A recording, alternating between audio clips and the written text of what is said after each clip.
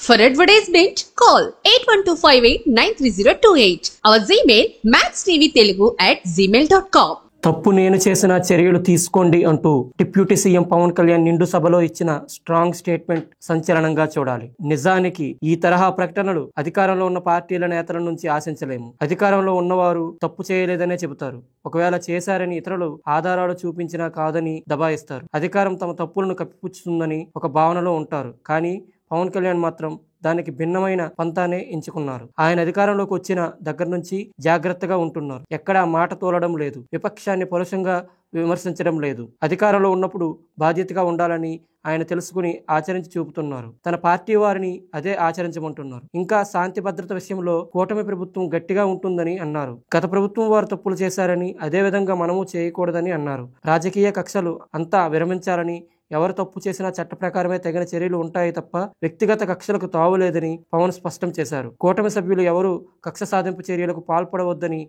ఆయన హితవు చెప్పారు. అంతేకాదు అవినీతికి ఆస్కారం లేని విధంగా పాలన చేద్దామని చెప్పారు. తప్పు ఎవరు చేసినా శిక్ష తప్పదని, ఆఖరికి తాను చేసిన శిక్షకు సిద్ధమని ఆయన చెప్పారు. ఇదంతా ఎవరూ తప్పు చేయకూడదనే సదుద్దేశంతోనే పవన్ అలా చెప్పారు. లా అండ్ ఆర్డర్ విషయంలో ప్రభుత్వం చాలా ఖచ్చితంగా ఉంటుందని ఆయన అన్నారు. అంతా ఒళ్ళు దగ్గర పెట్టుకుని పనిచేయాలని ఆయన కోరారు.